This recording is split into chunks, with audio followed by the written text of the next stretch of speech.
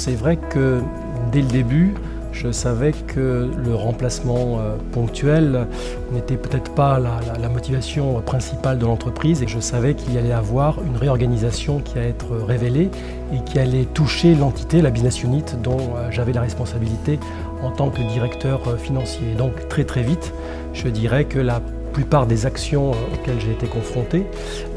ont été liées à cette réorganisation et cette restructuration. Ce qui a expliqué donc effectivement ma mission a été étendue. Et je pense que la raison, c'est qu'effectivement un groupe qui est en charge de mener une réorganisation qui s'accompagne aussi de restructuration va trouver que donc un manager de transition va apporter l'expérience et l'expertise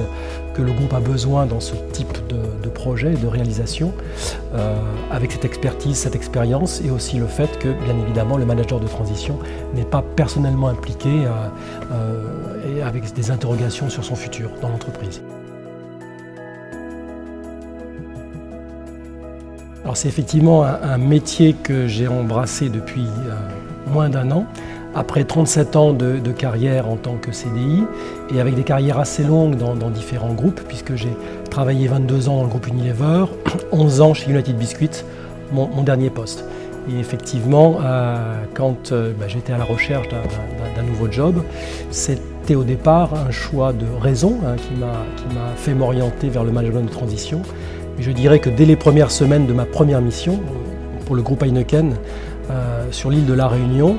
j'ai vu qu'effectivement ça correspondait au type de travail que j'avais envie de faire, c'est-à-dire un projet professionnel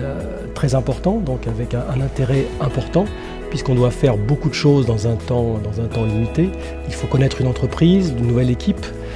identifier la problématique auquel on est confronté et y apporter des solutions dans un temps donc limité, qui est le cadre de la mission. Donc un intérêt professionnel important, alors que dans un job normal, il y a un petit côté routine qui s'installe.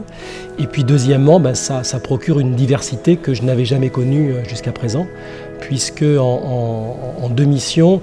je suis passé de la bière et des soft drinks dans un dom-tom aux problématiques de la lingerie et des sous-vêtements en Russie ou en Afrique du Sud.